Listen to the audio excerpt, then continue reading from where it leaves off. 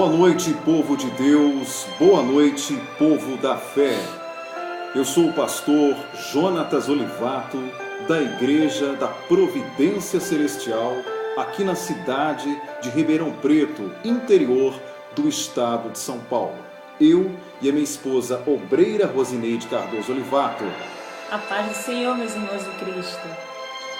Olha, nós temos uma mensagem muito forte, muito especial para a sua vida, hein? Amém. Para o seu coração. Prepare seu coração, porque a mensagem vem direto do trono de Deus, em nome do Senhor Jesus Cristo. Olha só, prepara a sua espada, que é a palavra de Deus, que está em Romanos capítulo 6. Romanos capítulo 6, em nome do Senhor Jesus. E diz assim: que diremos, pois? Permaneceremos no pecado para que a graça seja mais abundante? É uma pergunta. Então, gente, vamos permanecer no pecado para que a graça seja mais abundante? Ou seja, quando a pessoa não está dizendo para você permanecer no pecado, não. Está dizendo para você, é uma pergunta, uma incógnita que o apóstolo Paulo está falando, com relação, para você mentalizar, olha só, vamos permanecer no pecado para que a graça seja abundante? Ou seja, a pessoa está tão presa ao pecado, tão presa às coisas deste mundo, né, na sujeira espiritual, na cegueira espiritual, idolatria, prostituição, engano, né, mentiras, morte, poder, tão longe de Cristo.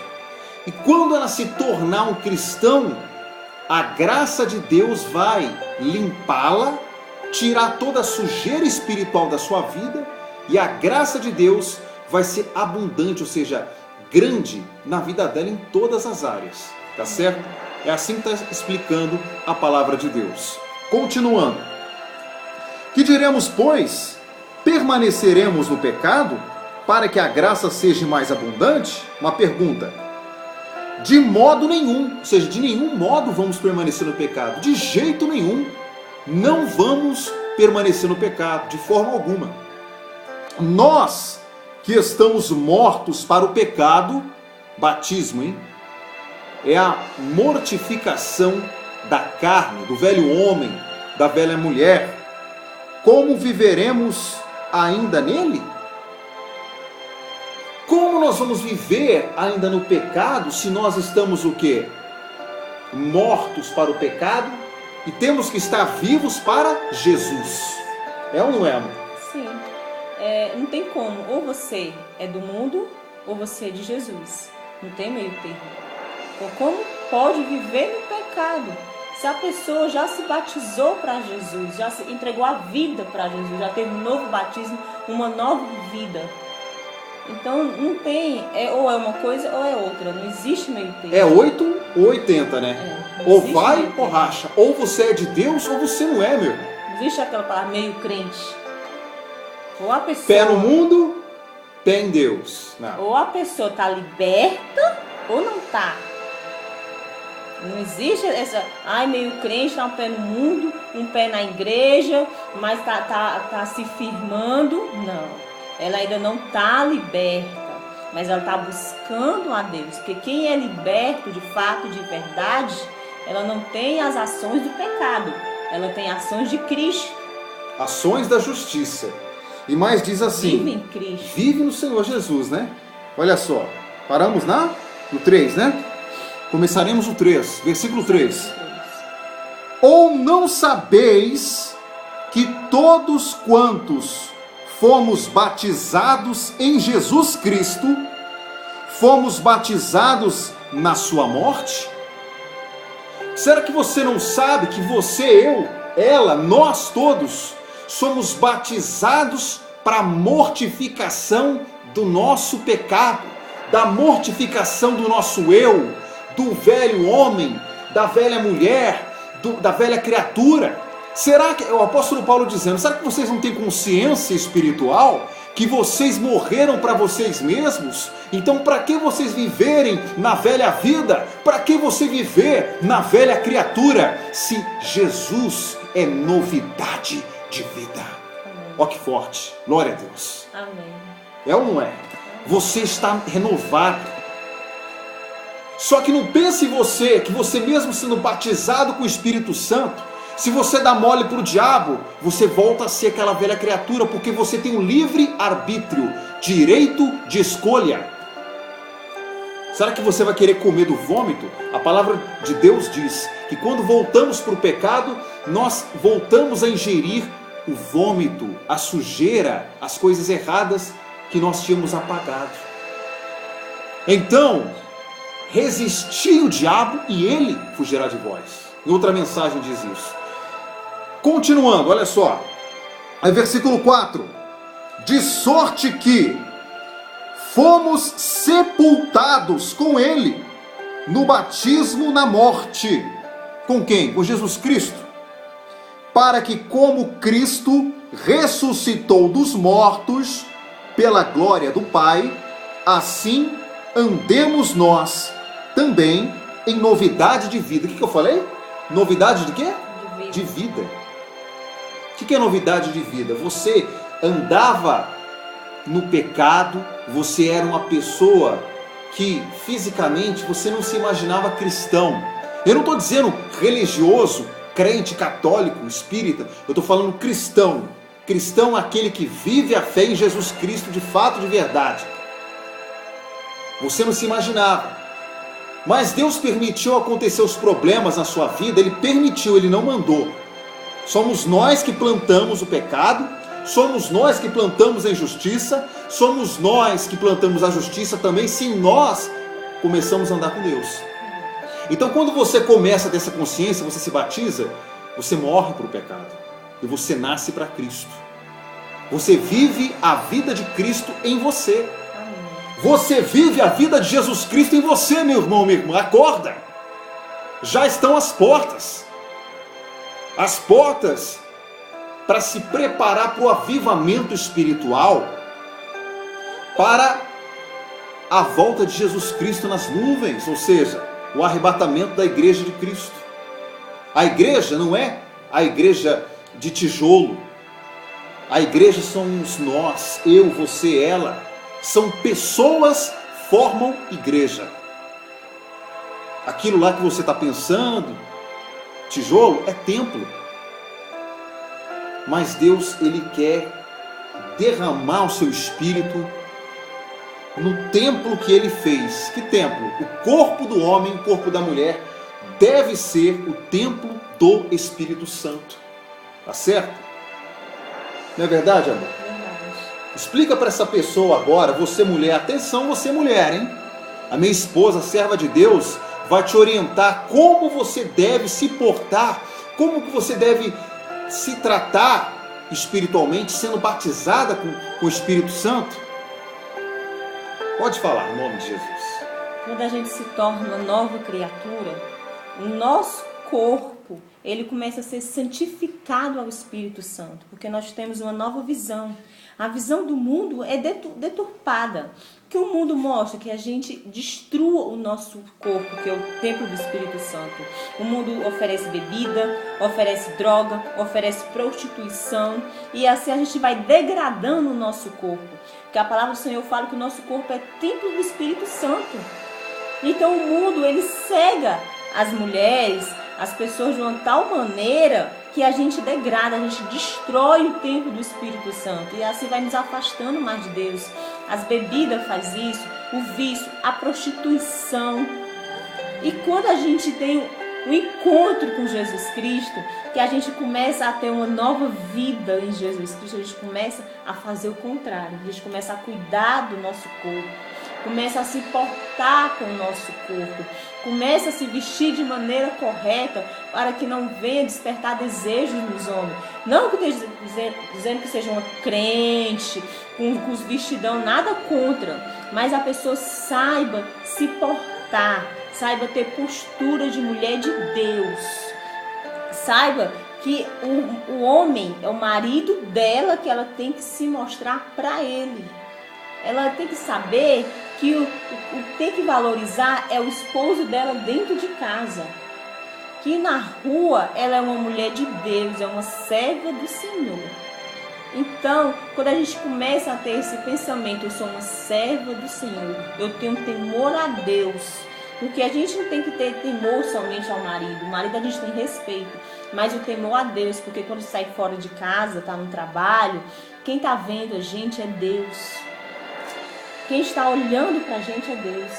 Então, nós temos que estar sempre vivendo em Jesus Cristo e cuidando do nosso corpo, cuidando da gente como mulher, como mãe, como esposa, como filha, cuidando do ambiente onde a gente está. Se a gente é uma serva de Deus, é uma mulher sábia, cuida do templo do Espírito Santo e faz a vontade de Deus plenamente. Não é, amor? Com certeza. Você ouviu aí, mulheres? Vocês ouviram, né? Porque olha só, ela fez isso, ela não é? Ela andava no mundo. A minha esposa, antes de ser uma obreira do Senhor Jesus, ela gostava de forró, ela não é? Era. Gostava do mundo. Mas o homem de Deus, usado pelo Espírito Santo, direcionou a vida dela. Você quer aceitar o Senhor Jesus Cristo? Na hora ela não quis. Falou, para esse homem parar de encher o saco, eu vou falar que aceito. Só que naquele momento, Deus já estava trabalhando na vida dela.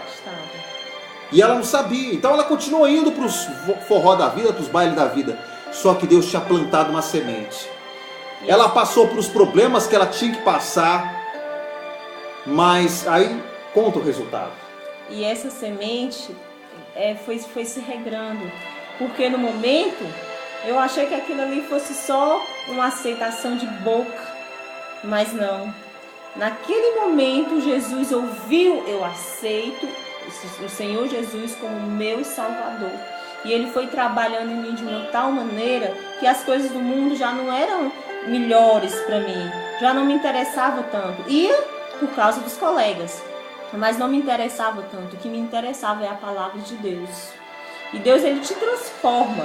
Deus, quando Ele te quer na obra, quando você tem um chamado, quando Ele quer te moldar, Ele te molda. Às vezes é da pior forma, às vezes é na dor, mas ela vem para glorificar o nome de Jesus Cristo. Ela vem para te levantar, para te fazer coluna na tua casa e assim você trazer a salvação, a libertação, a mente aberta para a tua família, para os teus colegas, para as pessoas que estão aí na tua volta. E Deus fez isso comigo, me usou.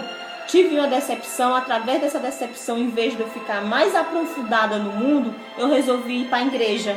Eu disse, quem vai me livrar dessa decepção é Jesus Cristo. É a Ele que é o meu socorro, não é o homem. Então eu fui para a igreja, aceitei Jesus de fato e de verdade e mudei. E hoje eu estou com a vida completamente mudada. O que eu era antes e o que eu sou hoje, obreira, tá no ministério, esposa de um pastor, não pelo título, mas por ser um homem de Deus. Hoje eu agradeço ao Senhor por Ele ter enviado aquele servo e ter feito através de uma convicção ali para me aceitar Jesus. Hoje eu agradeço demais porque Jesus não desistiu de mim. Mas existe o livre-arbítrio. Se já fizeram isso com você, se você tem em sua volta pessoas que te falam de Jesus, que te mostram a verdade, você tem um livre-arbítrio, você está conhecendo. Só que você tem que ter a atitude de sair da sua casa, ir para uma igreja e procurar Jesus Cristo. Aceitá-lo em verdade e em espírito como seu único Salvador. Exatamente isso. Você viu o resultado. A minha esposa, hoje uma mulher de Deus, uma mulher direcionada pelo Espírito Santo. E pode muito bem ajudar você, mulher, que está nessa situação que ela estava antes, ou bem pior.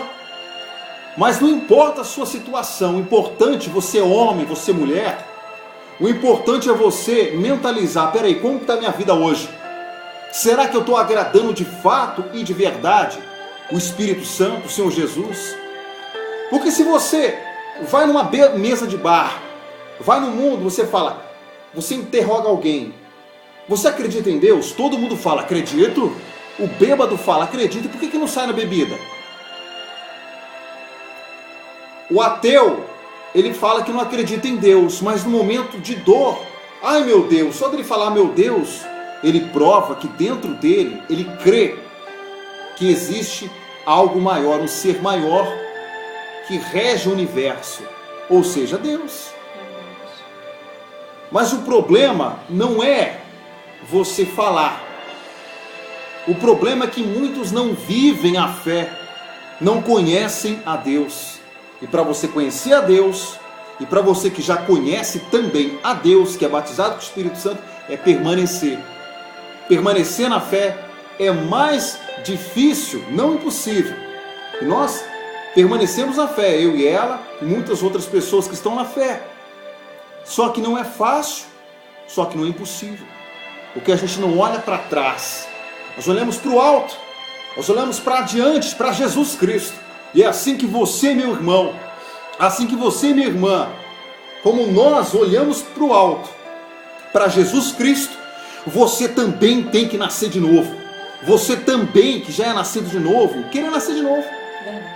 O novo nascimento é nascer de novo, sou batizado, amém. Não. Não se orgulhe. Cresça mais. Desça mais. Para você crescer, você tem que descer. Desça o orgulho. Acabe com o orgulho. Deixa Deus crescer em você. É Deus crescendo em você, não é você crescendo. Tá certo? E olha, diz assim, no 6, sabendo isso, que o nosso velho homem foi com ele crucificado, para que o corpo do pecado seja desfeito, a fim de que não sirvamos mais ao pecado. Já acabou o corpo do pecado, não deve existir mais no homem e na mulher de Deus. E diz assim no 7, versículo 7, porque aquele que está morto está justificado do pecado. Está morto, acabou. O 8 diz assim, ora, se já morremos com Cristo,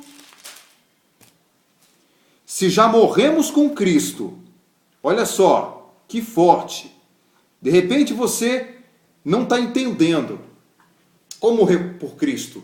Você morreu para você mesmo. Você morreu com Cristo Jesus. Jesus Cristo morreu na cruz. Ele morreu com os seus pecados. Ele morreu com o seu problema de saúde. Ele morreu com tudo que você tem de ruim. E quando ele ressuscitou transformado e mostrou a sua glória de Deus. Amém. Além de ser filho de Deus, ele é Deus. E olha só, cremos também com ele, viveremos, sabendo que havendo Cristo ressuscitado dos mortos, já não morre, a morte não mais terá domínio sobre ele. A morte não terá domínio mais sobre você, porque você nova criatura é. O que morreu foi o pecado, foi o velho homem, mas você hoje é um novo homem, uma nova mulher, então nova criatura. Você realmente é vivo, espiritualmente. Pois quanto a ter morrido de uma vez, morreu para o pecado, mas quanto a viver, vive para Deus.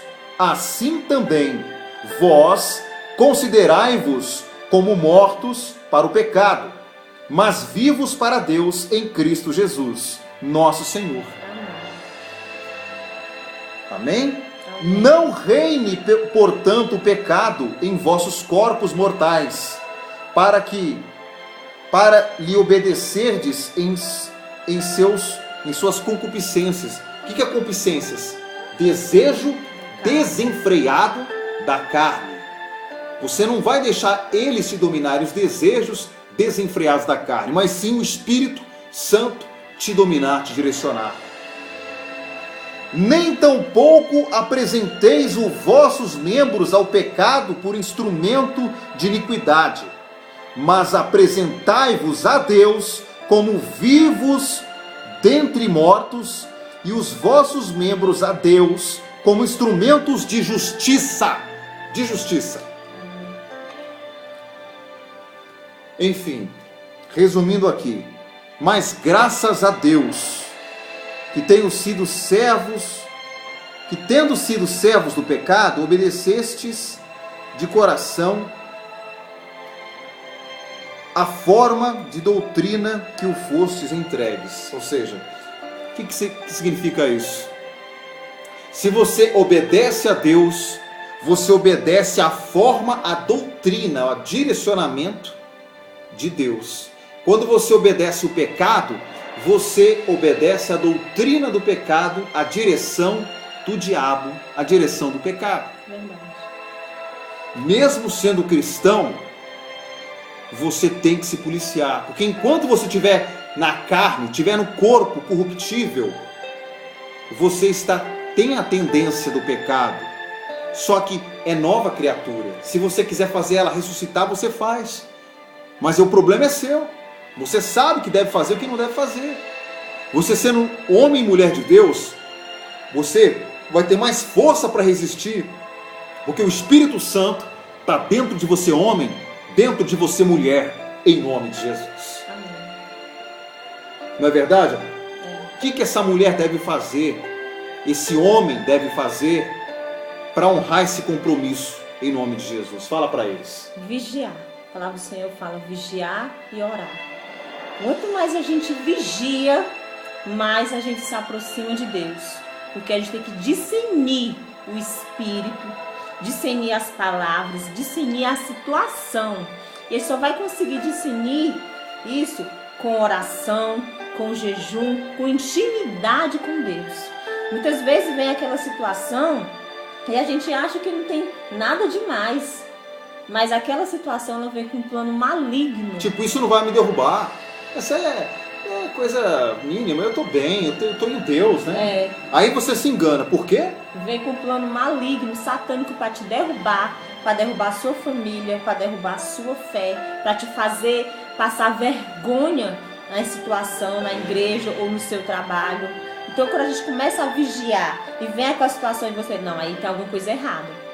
Não, isso aí não tá normal. Chega em casa, coloca o joelho no chão. Meu Deus, eu repreendo em nome de Jesus Cristo aquela cilada ali, porque aquela situação não está normal, aquela pessoa não está agindo normal. Você está vendo uma cilada, eu já quebro em nome de Jesus Cristo. Quando você começa a discernir, a vigiar sobre aquela situação, você quebra toda a cilada de Satanás contra você, contra a sua família. E quando você começa em oração, Deus ele já põe a mão poderosa sobre você. Ele já começa a te proteger. Você já começa a ficar embaixo da mão dele. Quando você começa em jejum, você já começa a fortalecer o seu espírito e a matar a sua carne.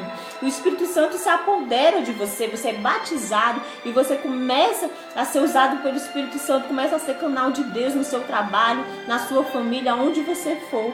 E aí você realmente está vivendo em Cristo.